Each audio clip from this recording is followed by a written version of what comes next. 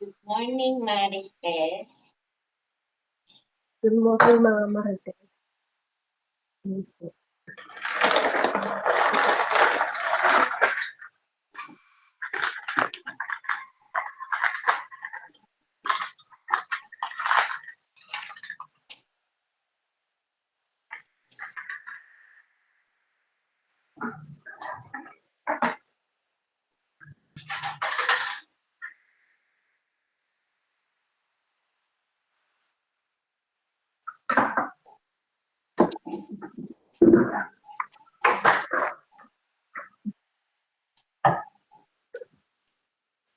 Kain ka na.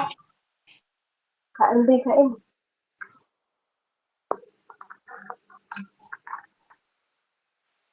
Ano gigising mo lang?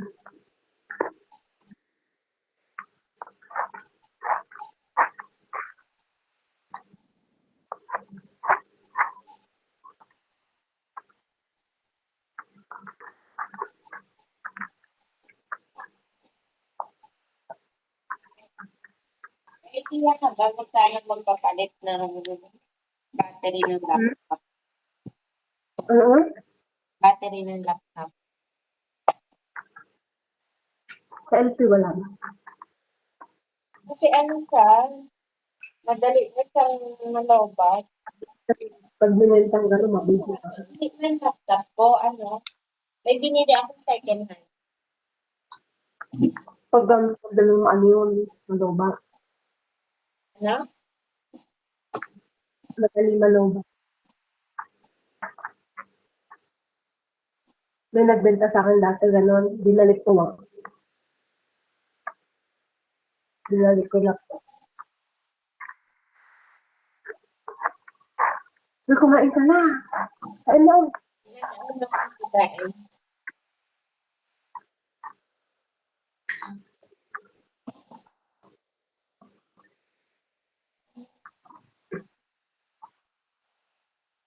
Adobo ulam mo? Adobo. Sarap yung Sarap. Ha? adobo na may itlog? Hindi, siomay yun.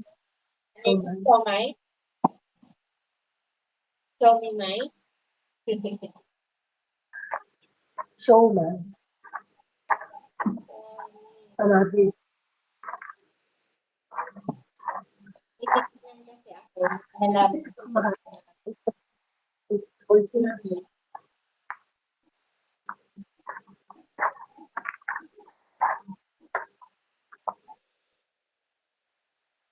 may chismis.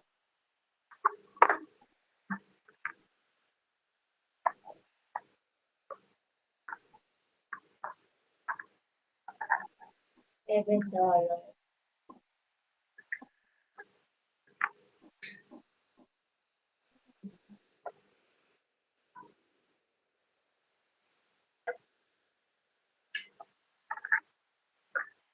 Nag-ano ako ng mga damit, be.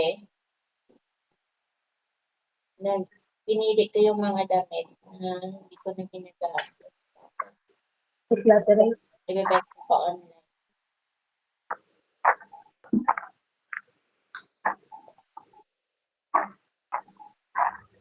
Sarap daw na mukbang mo. Ano ba yun? Sarap. And,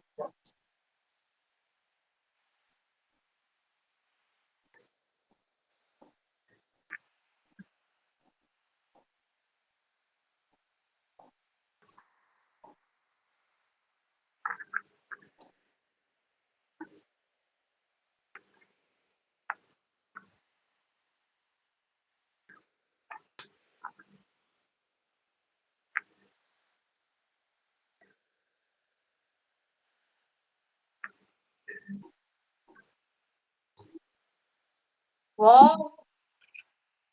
Parang habang kumakain ka, dumadami yung kanin. Saka ulam. Mas marami yung ulam. Dumadami yung ulam. Balik din. Basta mag-exercise tayo, Wing. Ha? Mag-exercise tayo.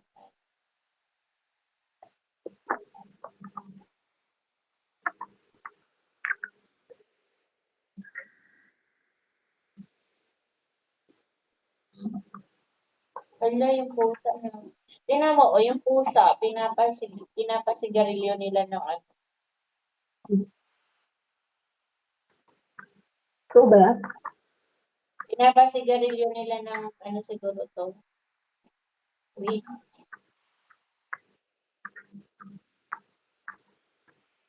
Nagiinuman sila nandun din yung mga pusa. Balik na din yung mga pusa, alam mo.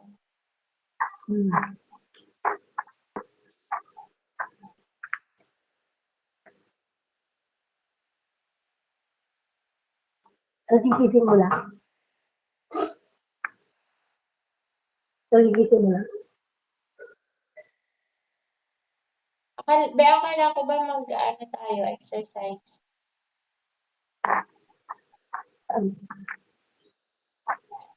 Dito sa ano?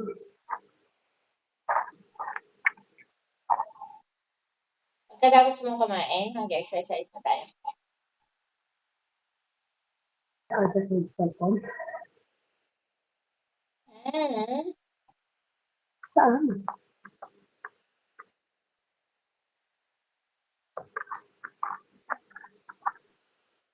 Pero exercise ba? oh.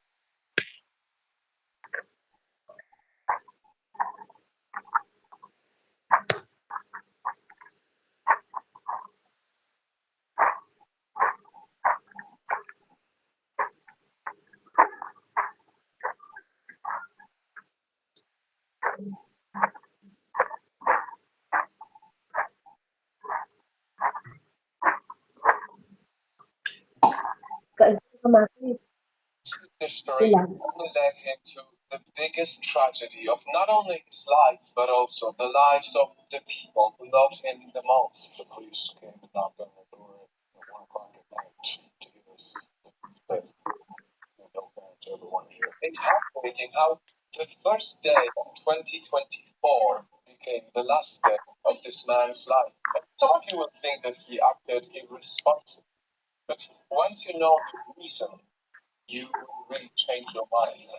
These are the final hours of the man who chased a moving flame, Kyler Effinger, who had celebrated Christmas with his beautiful and loving family. At that moment, of course, no one Naririnig knew it mo? was Kyler's last Christmas Yung ever. plane nila umaandar na, tapos sinabay niya pa.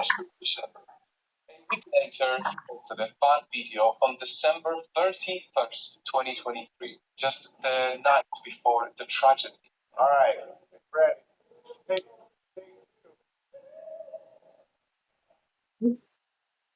That was his last post ever. You can see he was having a good time. He was even teasing his friend who made a mistake while Masarap taking ng kain. He said, I'll post this selfie on my story so it disappears after 24 hours. This is quite chilling to read now because indeed it was his final 24 hours. The next day, Yung adobo be pag no, Pag matagal na.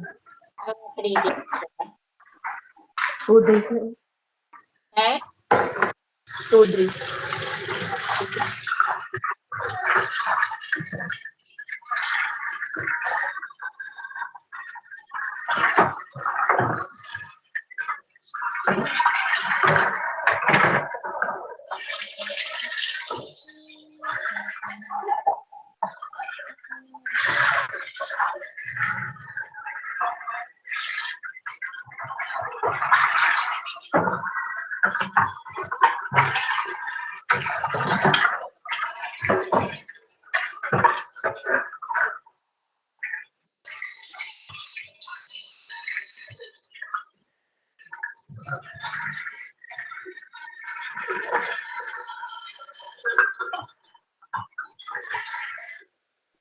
Alam mo, hinahanap ko yung Twitter ko.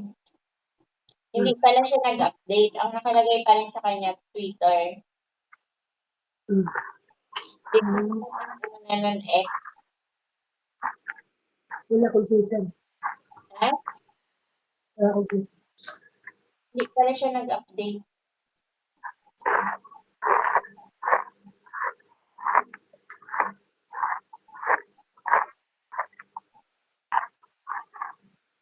Ay na. Sarap. Ready yung chan ko kumain. Sarap-sarap kumain.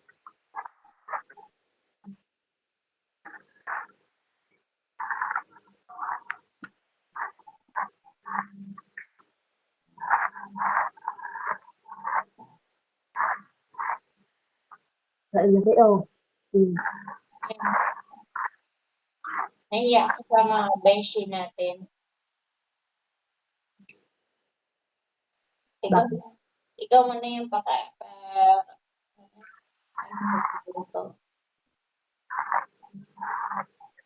Gagi, naka-record ba yan?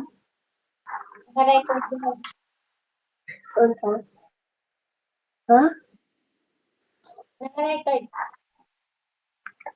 Bala. Ano na yung chismisa natin?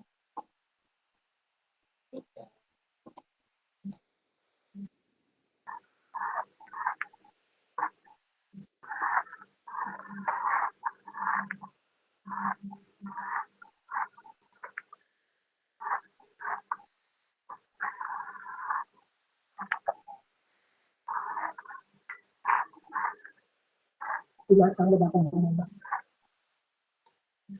Ano? Sabi mo, be? Tinatang ba akong bumaba?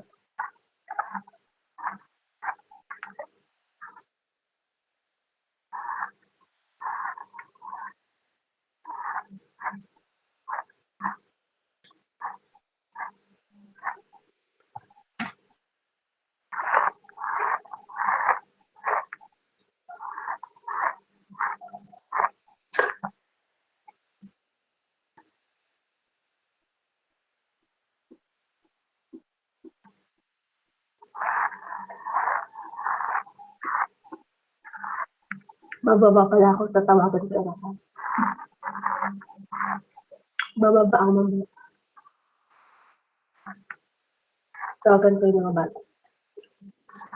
Tulog pa si Amo, baka mamaya.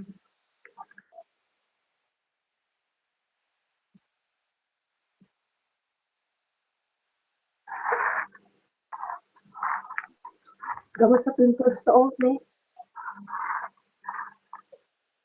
Gamot sa pimples.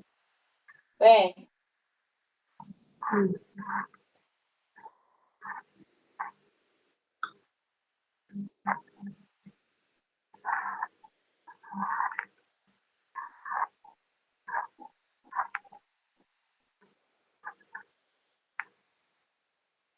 Hindi mo ba namimiss si Leo? Be? Ayaw nga kasi ako papuntahin. Si Mio, ako, bali. Si Mio? No. Hindi mo, hindi rin, no way. No. Mas mabait yung lalaki na. Yung lalaki may common sense. Yung babae wala.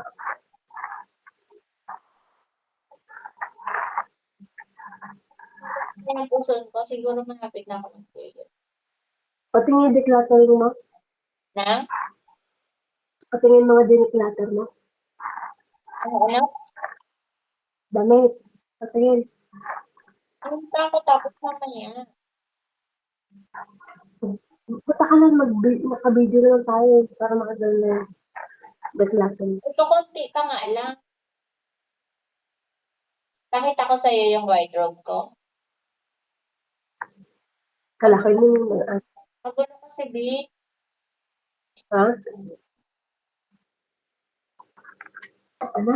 At saka tinatamad pa ako kumilos. At tumayo ka na dyan. Diyos ko, ano, ilangin kita dyan. Panoorin na natin yung lalaki na nag-chase doon sa airplane. Kawawa naman siya, namatay siya. At the Salt Lake International Airport before 5 p.m. Makikita ba dyan?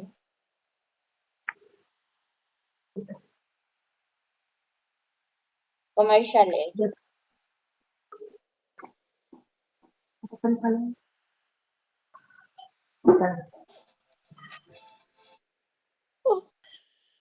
driving until like Hindi kaya tayo ma-copyright. 5 p.m. Just look at these moments. It feels like an ordinary day. Be? Copyright. Way to Colorado Springs Ano to nakikinig visit tayo his ng grandfather who was very sick. He wanted to be with him before it's too late. Can you just see sigh? What have you with your loved one in their final moments? Left of them. But you have no idea you're never gonna make it because you are the one who's living your own moments right now. At first, Kyler planned to drive for 9 hours, but his father didn't want him to drive and be alone for so long. And very soon you will know why. Kyler's dad bought him the ticket, and everything seemed normal. He got himself checked in, but the moment he reached the security, everything started to happen really fast. He sent his dad a message that he felt like security profiling.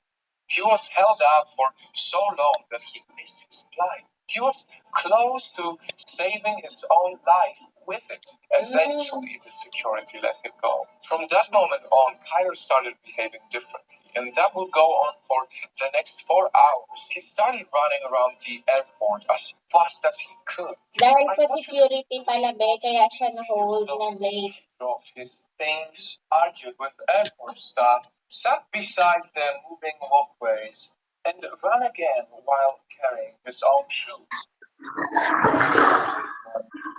This was Kyler going from one boarding gate to another. He was trying to open doors. He even asked for help from an airport staff. At this point, someone had reported Kyler to the authorities. Something that's wanting to respond on the way down to the big old please. A yellow jacket, brown pants with no shoes. And so at 9:53 p.m., you can see he became even more desperate. He used all his strength to open this door, but he kept failing. He tried to break the windows by hand and by Nag-check na siya, Be, kasi na-late siya dun sa flight niya dahil dun sa security. 9:56 p.m., Kyler realized he could try going through an emergency exit. By this time, the airport authorities started to look for him, but he now managed to get onto the runway. There's a man running down the runway. They communicated with pilots of aircrafts that were about to take off that night, asking them if they've seen a man on the runway.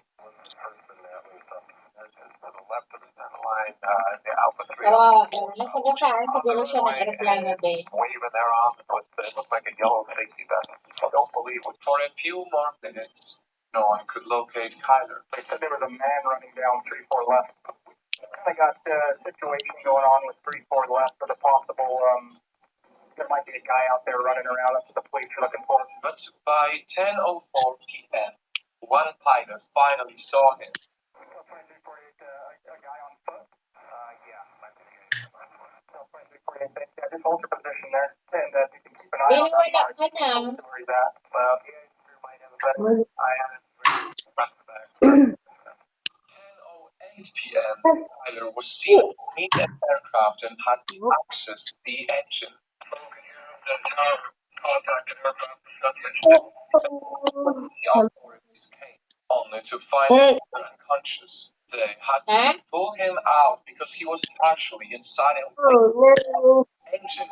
They tried their best to save him, but you know it already. It was too late. After 4 hours of running around the airport, Kyler had passed away. At 1 a.m. of January 2nd, Kyler's parents received the most devastating news. And it seemed like they already knew why all of this happened. We got held up in security. And those phone calls, I just knew, they call it the manic phase. Kyler had been suffering from bipolar disorder. That's why his dad didn't want him to drive for 9 hours alone. But it was so may unfortunate bipolar that he had a manic disorder pala episode siya, the Pili. time he was at the airport. That's Nung why na-hold he siya, was acting so strange. yun na, The moment the na-stress na security held him siguro. out, he was thinking about his grandfather. He panicked, thinking that he might never see him again. And in all these, Kyler lost himself. It's painful to see these videos of Kyler now in this context. His final moment reminds us that mental health issues can have devastating consequences. It's just so difficult to believe that Kyler was there for 4 hours with over 100,000 other passengers and airport staff. Yet no one noticed there was something going